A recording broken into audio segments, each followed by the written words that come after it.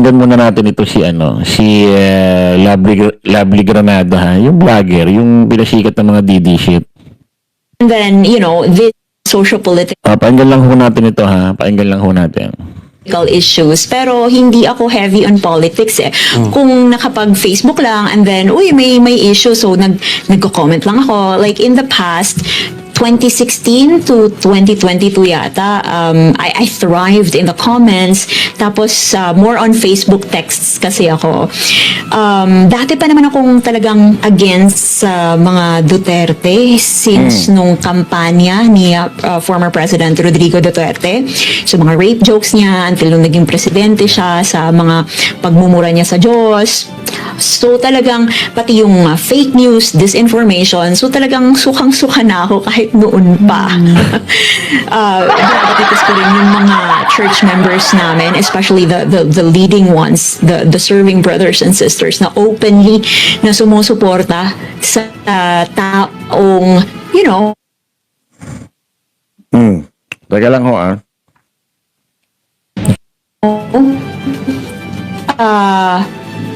proud sa pagpatay. And then, this really led me into a decision na, okay, kung openly niyong sinusuportahan ang taong minumura ang Diyos, then I had better openly resist as well. Kahit na sa church namin, we don't really... Natatawa nga ako no? Dapat siguro kung kahit taga-suporta ka ni Digong, kung minura ni Digong yung Diyos tapos minura si Pope Francis, dapat mag-ano ka na dyan, uurong ka na, mag-withdraw ka na ng suporta, di ba? Uurong ka na ng suporta. Gawin mo sa ibang relihiyon yan. Ay. Diba? Gawin mo sa ibang relihiyon yan, murahin mo yung pamunuan nila ng kanilang relihiyon. Parang katulad kay Pope Francis. Ay, may paglalagyan si Digong. Ay. Kaso nga lang kasi si Digong, yung kumbaga Katoliko, kumbaga parang, alam mo yun, hindi gaganti kay Digong ng kung ano Diba? Pero sa iba, ewan ko lang. We're not supposed to touch politics Pero dahil may mga kapatid kami sa church na talagang openly nagsusuporta kay Duterte, so para sa akin, kasiraan yun ng testimony namin bilang Kristiyano So doon ako nagsimulang mag-decide talaga. And then came Emma Atienza's passing. At yun na nga, gaya ng nakwento ko sa mga nakaraang interviews, they would say unstable. Sige, go ahead lang. Tama, according sa kanya, 20, pa lang siya, 16 pa lang, bumabatikos na kala Duterte sa mga DDS, pero hindi siya kilala, no? Hindi siya kilala, no? Pero ngayon nakilala siya sa simpleng pag-aya lang ng debate, mga tanga-tanga. Mga tanga. Naibenta niya yung yung sarili niya, ang mismong nagpasikat sa kanya, mga DD shit Hindi talaga kayo marunong sa marketing strategy, mga DDS. Mahina kayo. Ito niyo sumikat. Oo, kumakapit naman. Ayun. So, ayun nga, sabi nila, ayan ang nangyayari sa inyo kapag kami na-mock nyo si Duterte. So, that to me was my breaking point. So, I made a video at yun yung nag-gain ng traction. Lovely. Kahit noon pa naman talaga ako nagko-content. Oo, kanina Lovely, sabi mo meron kang mga kaibigan na makasamahan sa church, no, na talagang full support kay Duterte and very May open. kapatid nga si Lovely Pero yung sa church mismo, Lovely, kasi sa church yun tapos minamock yung Panginoon, bakit? Sabi ni RB Astrid, ito pala yung nagpalipad si Ma'am RB Bisayang dako here, but was never into the Dutertes. Di ba? Hindi naman din lahat talaga ng Bisaya, mga taga Davao, maka Duterte. Hindi na naman lahat. Baka yung iba dyan, kaya nang nananalo kaya yung iba siguro dyan, kaya nananalo na lang ang Duterte.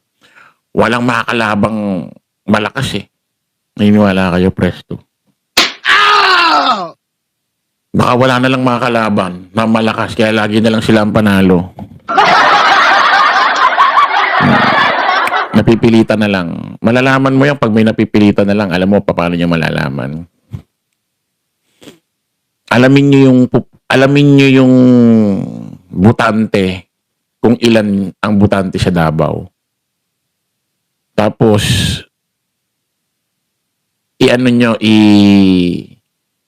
ikumpara nyo doon sa mga bumoto. Halimbawa, ganito. Bigyan ko kayo ng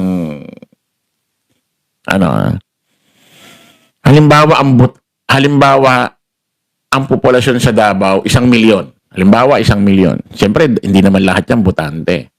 No, yung iba diyan mga bata pa, wala pa sa tamang edad, yung iba diyan hindi nakapagrehistro. O halimbawa ang populasyon diyan 1,000,000. Ang botante diyan lahat-lahat 700,000. Halimbawa lang to, 700,000. Ito ang botante, 700,000. Nagkaroon na ng botohan ng araw na yon. 700 ang botante. Kapag ang mga bumoto lang sa kanila, mga nasa 300,000, 400, wala yung 300,000. Iba talaga dyan, tinatamad na.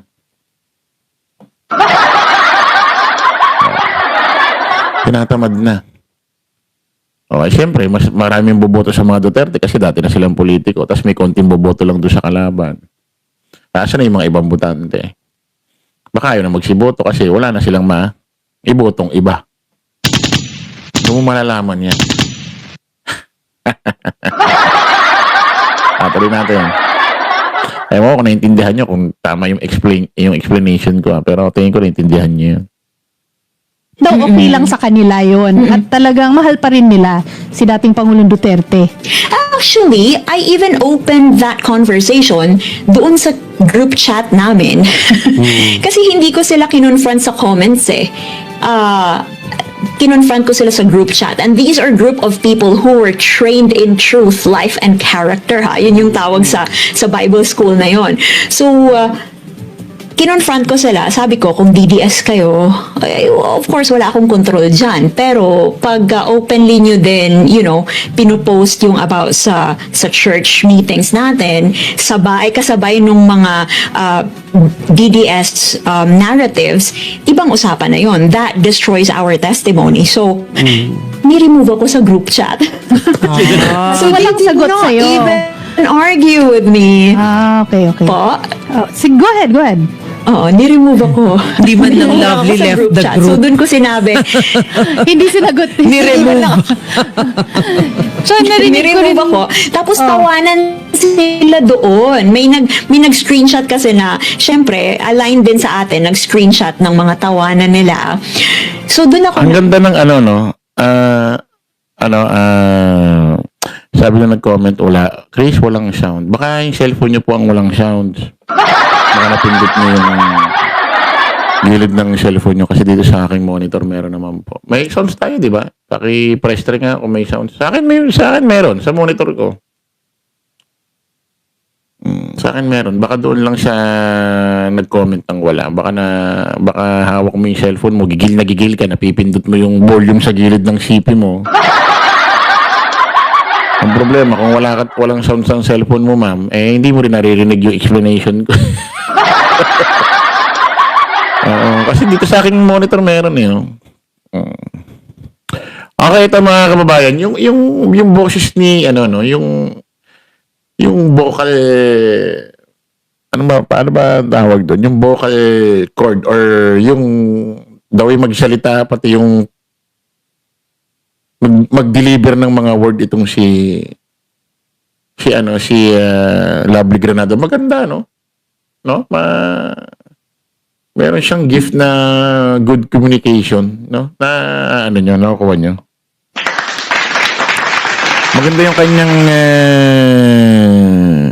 timbre. Marami explanation. Maganda mag-deliver, maganda yung timbre. Maganda yung boses niya, paano magsalita. May dating, no? May dating. Ako nga nagulat, mga kababayan. Teacher ba ito? Press 5. Teacher ba to? Saka magaling siya magpaliwanag, may intindihan.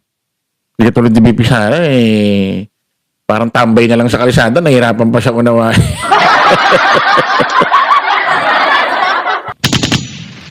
Hindi katulad kay BP Sara Duterte, no? Parang, basta maguguluhan ka talaga, parang,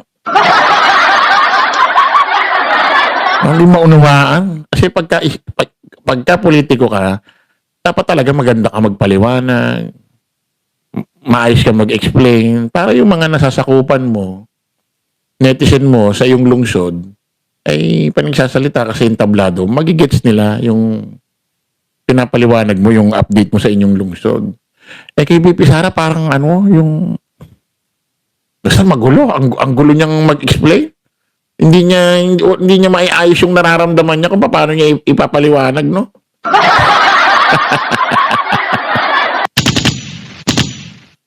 Anyway. English teacher siya.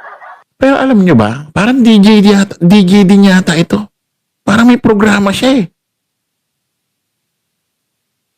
Oo. Parang meron eh. Hindi ako nagbibiro Pakinggan nyo. Hindi ako nagbibiro. I'm serious. Pakinggan nyo to Actually, may sumulat sa kanya. Pakinggan nyo to.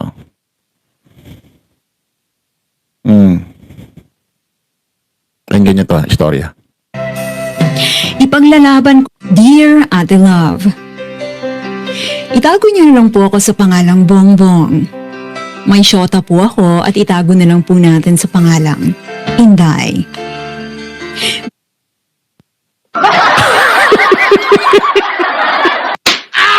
Butik nung narinig ko to kanina. What the?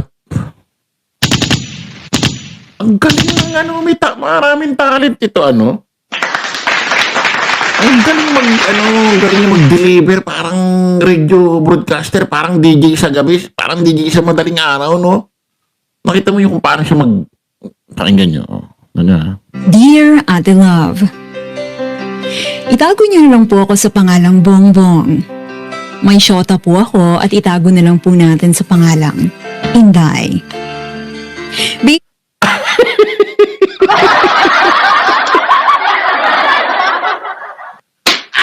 Promise, ang ganda ng kwento. Kahit kayo... Tuloy-tuloy na natin. Tuloy-tuloy na natin pre 6. Ang ganda ng kwento. Kahit ako nung narinig ko doon nasyak ako Oo, ang lupit mga kababayan. Ituloy na natin Baka sabihin nyo, binibiting ko kayo. Hawak Hawak. Baka malaglag kayo sa mga kinauupuan nyo sa maririnig ninyo. Kaya nga madaling araw ko to nilive, di pwedeng maaga. Oo nga. Pakinggan nyo, maganda istorya. Pero humawa kayo baka malaglag kayo sa kinauupuan nyo. Are you ready? Pakinggan nyo na Ang kwento rito sa kinukwento niya, BBM at Inday. Pakinggan nyo. Dear Ate Love, itago niyo na lang po ako sa pangalang Bongbong. May syota po ako at itago na lang po natin sa pangalang Inday. Baby M po ang tawag niya sa akin kasi baby niya ako and M po ang start ng real name ko. Teka muna. Natawa ako doon. Ang tawag daw sa kanya nung Inday, Baby M. Ang tawag niya po sa akin, Ate Lovely, Baby M daw, Baby M. Baby M. Putik nung narinig ko nga ito, putik. Ang lupit nga. Ulitin nga natin, diretso natin. Dear Ate Love, itago niyo na lang po ako sa pangalang Bongbong. May syota po ako at itago na lang po natin sa pangalang Inday. Baby M po ang tawag niya sa akin kasi baby niya ako and M po ang start ng real name ko. Sumulat po ako para ipalabas ang pighati na aking nararamdaman ngayon. Ate Love, magkaiba ho kasi ang aming pananaw pagdating sa politika. Katunayan napaka-sweet po ni Inday. Favorite ko ang lagi niyang sinasabing, I love you, baby M. Nung una, sobrang saya po namin and I thought politics didn't really matter to us. Ang importante, may unity kami sa aming relasyon. Pero habang tumatagal, Ate Love, nahihirapan na po ako kasi masyado na siyang Teka muna, ba't parang pamilya yung kwento? Bakit pamilya yung kwento? May unit. Ano ba mga kinukwento? May unit team daw. Magkaiba raw sila ng paniniwala sa politika. Ano nito? Patuloy natin. iging rabid sa mga pananaw niya. Sa ibang bagay, sobrang okay po kami, walang problema. Madalas, sabay pa nga kaming nagnanakaw. Nagnanakaw? Nagkakaiba rin ang fel. Anong Ay, hindi ako. Hindi ako ano dyan, ha? Ate Lovely. Hindi ako, hindi ako payag dyan. Mukhang yung Inday lang ang nagnanakaw, ha? Putik. Anong kwento to? Tuloy natin. Ish ng couple na to. Anyway, let's continue. Pero tuwing politika ang pag-uusapan, nagiging ibang tao po siya. At kahit papakitaan ko ng resibo tuwing nag-aaway kami, lagi niyang dinidismiss na kesyo fake news lang daw. Kung makatanggol sa politiko na idolo niya, parang kaya niyang itapon ang lahat ng pinagsamahan namin. Ate Love, sobrang mahal ko siya pero habang tumatagal, hindi ko na po siya kilala. O baka, ito ba talaga ang tunay na kulay niya? Ipaglalaban ko pa po ba ang aming unity? O tuluyan ko nang i-let go? Maraming salamat po sa inyong payo. Lubos ng gumagalang, Baby M. Ayan. Narinig niyo ang Tuloy natin.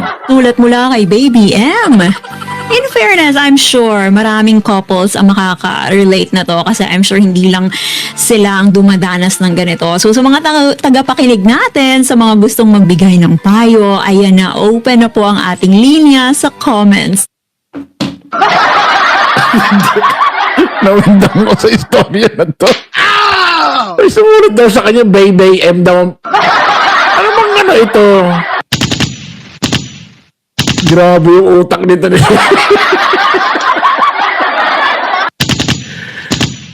Grabe yung utak nito ni Lovely Granada. Ito mga kababayan, alam natin nagpapatawa lang siya. Alam natin nagpapatawa lang siya. Pero putik ang galing. Walang naka-isip ng ganitong content. Walang... Hindi, promise. Magaling. Press 7. Magaling eh. Walang naka-isip ng... Patok ano? Isipin mo na-describe niya yung... obviously naman na kinukwento niya rito yung istorya ni Pangulong Bongbong Marcos at ni VP Inday Sara Duterte nung sila yung unit team at ngayon naghiwalay na. Pero ang hindi lang mga totoo rito, yung parang relasyong magsyota, yun lang ang hindi totoo rito. At hindi lang totoo rito, ay si Pangulong Bongbong ay magnanakaw. Po pwedeng yung Inday lang dito. Pero buti ang galing, bilib ako mga kababayan. Ang taba ng nito, ang taba ng utak nito. Hindi kakayanin ng mga DDC ito, mga kababayan. Mukhang hindi kakayanin to. Kahit saan, kayang sumalang usapin politika. Tapos kahit sino makausap niya, makakadebate niya sa grupo ng mga DDC na magaling mag-English. Kahit debatehin niya ng English, putik. Mukhang hindi papato. Mukhang di pa mananalo rito kung debate usapang English. Butik. Sino ba pambato nila sa kabila? Yung debate ng English. Sino ba? Sino ba? Parang wala, no? Sino? Parang wala. Ano? Oh. Dito meron eh. Sino ba yung magagaling mag-English na mag-vlog dito? Na halos kala mo nasa Amerika nagbablog. Lalo na si Jam Magno rin, no? Tindi rin isipin mo, paano didebatehin ni Sarah ito ba? Paano didebatehin ni, tingnan mo to. Asan ba yung post ni Paano didebatehin ni, tingnan niya, pakinggan niya. Teka lang. Asan na ba yung pinost ni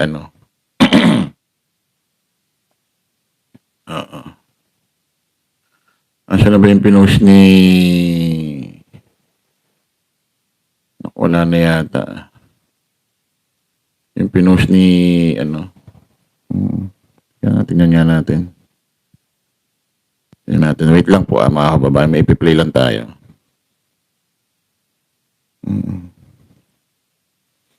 So, isa-isa ko pinuntahan lahat ng bangko. In your lives, so in your lives, there will be a lot of adjustments that you need to make. You need to have a plan A, a plan B, a plan C. Because your lives, you do not control your lives. Your lives is under a magnificent God. He will put you where He wants to be in His time and in His will in His time. Sus Mario, isipin niyo pag nanalo ang presidente ito, ganyan ang marinig natin parang sauna.